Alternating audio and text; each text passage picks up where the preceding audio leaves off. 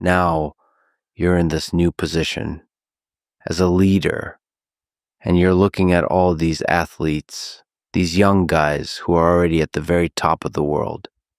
And I think they're all very different from one another, psychologically, physically, and stylistically.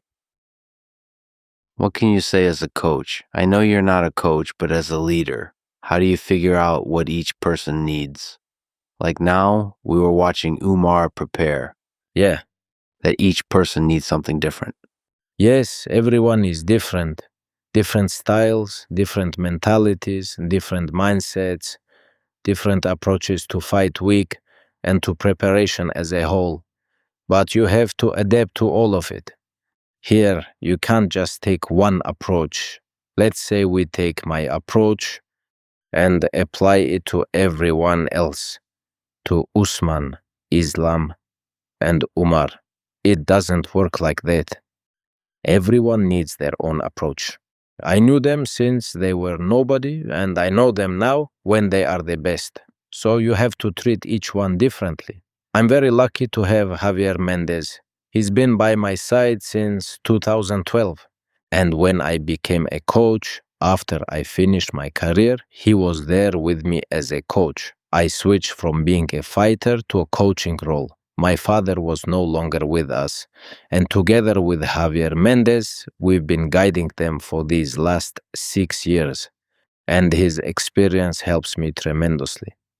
Because there is no coach, no MMA coach with the kind of results Javier Mendez has, So many champions, double champions, UFC fighters. So many people have trained under him. From Frank Shamrock all the way to Islam Makhachev. So many fighters have trained under him, which makes things very easy for me, because I have Javier Mendez by my side, and he can help me with so many things. What do you think is the secret behind Javier's genius? Why is he such a great coach for so many different athletes? It's the mental side of things. I'm not going to say he's one of the best at holding pads or anything like that, but his understanding of MMA itself, his approach to training camp, to the whole preparation process, and the amount of attention he pays to sparring inside the cage. I'm not talking about those sparring sessions with 50 people in the gym and everyone is sparring with each other. For example, when I was preparing for a 5-round fight, he would always bring in 2 or 3 high-level opponents, constantly rotating in fresh sparring partners. And he would watch and analyze. I don't remember him ever missing a single sparring session since 2012. Can you imagine? 14 years have gone by, and right now we're in training camp. He's there for every training session, morning and evening. He's at every sparring session, watching everyone, coaching them, giving advice, guiding them. He's incredibly dedicated to what he does. He's either all in or he steps away completely. He never shows up and gives only 50%. I remember one situation. Abu Bakr was getting ready to fight in WSOF, and I had another student fighting there as well. Abu Bakr went through the entire preparation with us, but the other guy didn't. When we got there, I told the coach, "Coach, can you work his corner with me too?" He said, Habib, I haven't seen his preparation. I don't know what he's capable of. He didn't train under me. But since you're asking, I'll do it. But for the future, remember, I don't really like to corner guys I haven't prepared. I didn't understand him then, but now I do. This was 2016 or maybe 2017. I don't want to be wrong. And now I understand. Now when people ask me, I'm like, I didn't prepare you.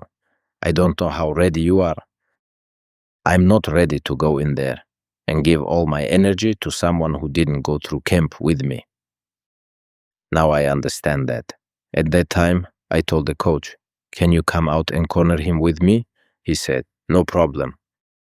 We went out there. Abu Bakr won his fight and the other guy's fight ended in a draw. But that's not really what I'm getting at. I've come to the point where if I haven't trained someone for 2, 3, or 4 months, I don't like to corner them because they didn't go through a full training camp, and I don't know how they'll respond in the 3rd, 4th, or 5th round. I don't know how he prepared. I don't know how ready he is to go into those deep waters. That's why I try not to corner just anyone. I learned that from Javier. So you need to know he can go into those deep waters.